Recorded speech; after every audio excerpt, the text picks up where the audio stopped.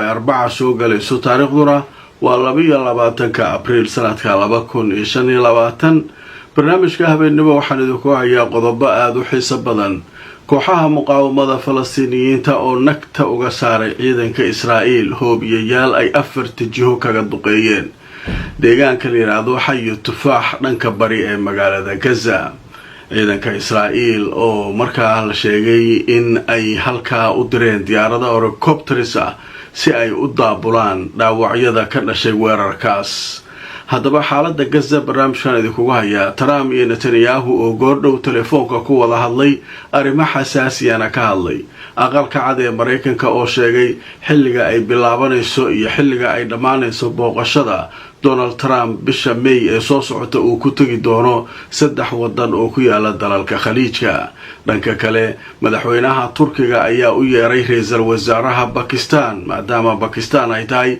dowladda kaliya ee Islaam ah ay haysata hubka nuclearka inay ka arinsadaan sidii laga yeeli lahaa dhibaatada iyo mushkiladda haysata reer Gaza iyo sidii ay isaga kaashan lahaayeen in gargaar si qasab ah lagu geeyo Gaza haddaba xaaladaasu siday wax uga bedeli doontaa xiisadaha ka jira gobolka barnaamijka ayaan iyana ku faahfaahin doonaa qodobadaas ayaynu barnaamijkeena caawa idinku haynaa inta aan ku jirno wixii warar ee soo kordhana waan idin la socodsiin doonaa Safari Remit waxay ka caawinaysaa inaad reerkaaga iyo saaxiibada ku nool dalal dhowr ah aad gaarsiisid wixii aad ugu kulanti wanaagsan markale asxaabay meel kastoo aad joogtaan ku soo dhawaada barnaamijkeena habeenimo waxaynu ku hormaraynaa intaynaan qodobada muhiimka ah u gudbin arrinta ku saabsan Gaza iyo waliba teendooyinkii dadka reer Gaza ay ku jireen oo dadka Soomaalida ah ay bil walba lacagaha u diri jireen si qoysaska loo gacan qabto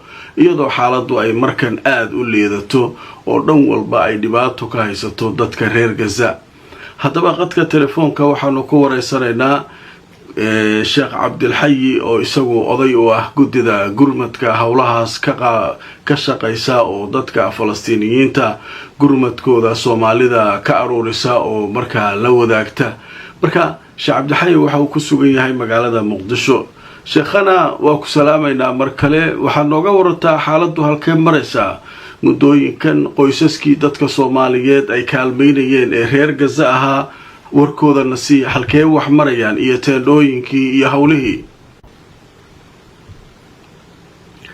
waa tahay su'aasha kale aan ku weydiinayaa waxay tahay waxaa la joogaa xilligii dadka Soomaalida ah ay ururinayeen lacagaha loogu talagalay Gaza iyo shacabka masaakiinta ah marka fariinta aad dirayso adoo ka faa'iideysanaya fursadan aynu ku siinay maxay tahay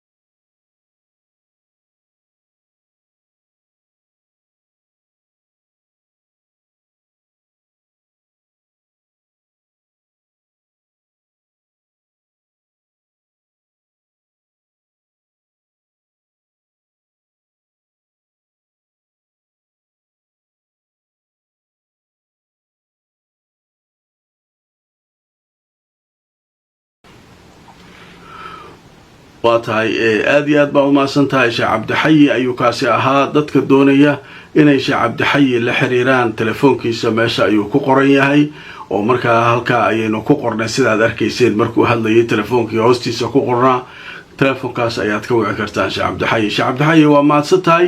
waxaynu u gudbaynaa xaaladda magaalada gaza iyo wararkii ugu dambeeyey.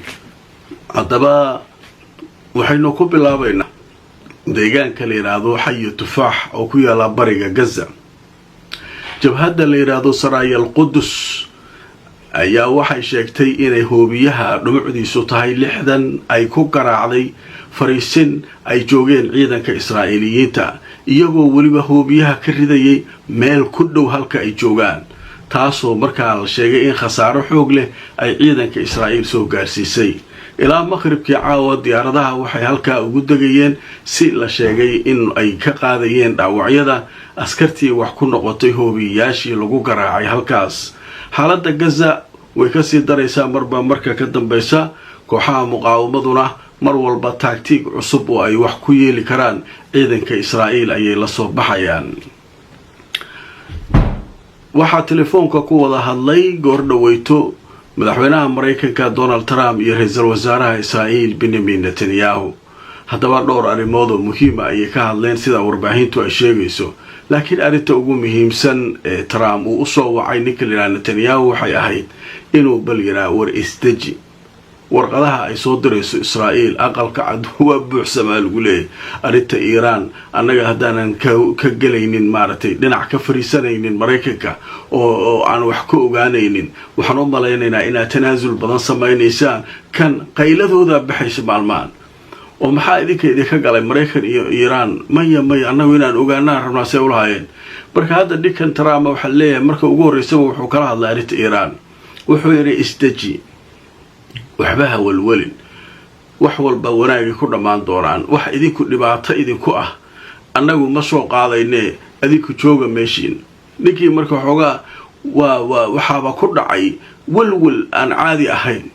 armay Iiraaniyiintu nimankan maaragtay wax badan ka dhamaystaan qayladooda baxays. marka Trump wuxuu leeyahay isdeji, sheekadu maaragtay xoogaa maaragtay saad u malaynaysa ma wax dhibaato ah oo arrinka idinka soo gaaray bajiraan. dhanka kalena waxaa leeyahay waxay ka wada hadleen dhowr arrimood oo muhiim ah. xaaladda Israa'iil gudaheeda xataa ka taagan iyo ishaysadkan iyo wareerkan taagan waa laga hadlay. waxaa sidoo kale ay ka wada hadleen inkastoo tafaasiil badan aysan ka soo bixin arrinta maxaabiista gaza lagu haysto sidii loo soo dayn lahaa, dagaalka gaza. dhowr arrimood ayay ka wada hadleen ayaa la leeyahay inkastoo tafaasiil badan aan laga hadlin. waxaa kaliya xoogga la saari ay ahayd arrinta Iiraan oo Netanyahu oo kooxdiisu ay aad uga walwalsanaayeen. haddaba dhanka kale Iiraaniyiintu waxay leeyihiin kulankii Brito Arbaca qolooyinka guddida farsamada ay kulmi lahaayeen in markaa dib loo dhigay inkastoo tafaasiil badan aan la sheegin. laakiin kii sabtida soo socda oo Cumaan ka dhacaya oo maaragtay wasiirka arrimaha dibadda Iiraan iyo ninka ergeyga Trump way ballansan yihiin. wax isbedela lagama sheegin oo halkaa ayay hawshu ka socon doontaa. dhanka kale aqalka cad ee waddanka Maraykanka ayaa wuxuu sheegay goor dhaweyto war ku saabsan safarka Donald Trump uu ku tagi doono gobolka bariga dhexe gaar ahaan khaliijka. haddaba waxaa la sheegay 13 bisha May ilaa 16 bisha May madaxweyne Donald Trump inuu booqan doono Saudi Arabia, Qatar iyo Imaaraadka, isagoo kala xaajoon doona arrimo gaar u ah dalalkaas iyo Maraykanka iyo arrinta guud ee gobolka iyo xaaladda Iiraan, Gaza iyo arrimo kale inay ka wada hadli doonaan. maxadada ugu horeysa safarkiisa waxa uu ku tagi doonaa Saudi Arabia. waa tii markii xukunka uu yimid uu yiri Saudi Arabia hadday bixiso intaasoo bilyan oo dollar waxaan tagi doonaa safarkaygii ugu horeeyay ee aan Maraykanka ka baxo. isla Sacuudiga lacagtii ayuu meel saaray isagoo hadda safarkiisii ugu horeeyay ayuu ku tagayaa Saudi Arabia.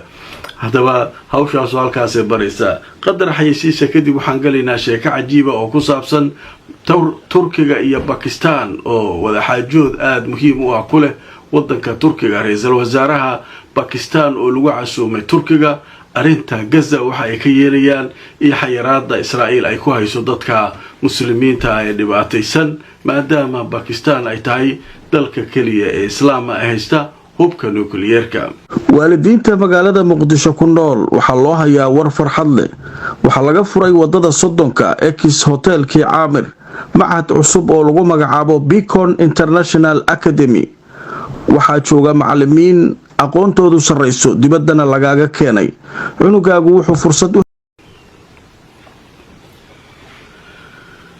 kulanti wanaagsan mar kale asxaabay meel kastoo aad joogtaan. waxaynu maraynaa qaybihii ugu dambeeyay barnaamijkeena habeennimo. waa habeennimo talaada oo Arbaca soo galayso. haddaba qaybtan waxaynu ku faahfaahinaynaa casuumaad rasmiya ayaa loo fidiyey ra'iisul wasaaraha waddanka Pakistan ninka la yiraahdo Shahbaz Sharif. waxaa u fidiyey Rajab Tayyip Erdogan madaxweynaha Turkiga.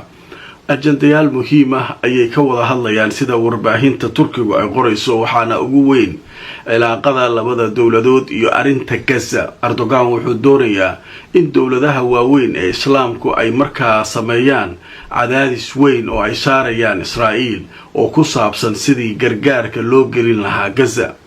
arrintan waxay ka dambaysaa la leeyahay kadib markii dhowaan wafdi ka socda Xamaas ay la kulmeen wasiirka arrimaha dibadda Hakan Fidan ee Turkiga iyo waliba ninka maartay sirdoonka u qaabilsan Turkiga Ibrahim Qalan. waxay u sheegeen inaan Turkiga ma ahan cid kale ay heli karin oo arinta xoog saari karta. dadkii gaajo u dhimanayaan, dabool la'aan jirta, dhibaato jirta, marka wax kasta in Turkiga ku qaadato oo arinka la hirgeliyo oo dadka gargaar la gaarsiiyo. Mareykanku ay kala hadlaan, cid kasta kala hadlaan. marka waxa leeyahay madaxdii ay la kulmeen Xamaas waxay u gudbiyeen Rajab Tayyip Erdogan durbaba wuxuu bilaabay olole ballaaran oo dowladaha waaweyn ee islaamku ay markaa ka arinsanayaan sidii ay u geyn lahaayeen raashin iyo dawo dadka ula gaari lahaayeen. marka hawshan waxay ka socotaa leeyahay caawa waddanka Turkiga oo shirka xasaasiga ah waxaa leh Pakistan ra'iisul wasaaraheeda iyo waxaa maartay iyo Rajab Tayyip Erdogan iyo wafuudda. arrinka ayaa laga arinsanayaa dowladaha kale ee loo kaashan doono sida ay xaalku noqon doono. Erdogan wuxuu isku dayi doonaa markan in bal xaaladda badbaado loo helo dadka reer Gaza oo runtii arrintu ay aad ugu xun tahay. Xamaasna ay u sheegatay Turkiga in wixii karaankiisa ah oo awoodiisa uu arrinka wax ka qabto. haddaba waa arki doonaa wixii wararaya ka soo baxa. barnaamijyada dambe ayaan idinkula wadaagi doonaa. barnaamijkaygii caawana intaa ayaan kusoo gabagabaynaynaa. fadlan barnaamijka like garay oo share garay, fakari aragti waxa haysana noogu reeb qaybta commenteska iyo fariimaha. haddaad nagu cusub tahay subscribe-ka ka iloobin YouTube-ka, Facebook-kana follow garay. inta aan mar kale kulmayno asxaabay meel kastoo aad joogtaan nabadgelyo.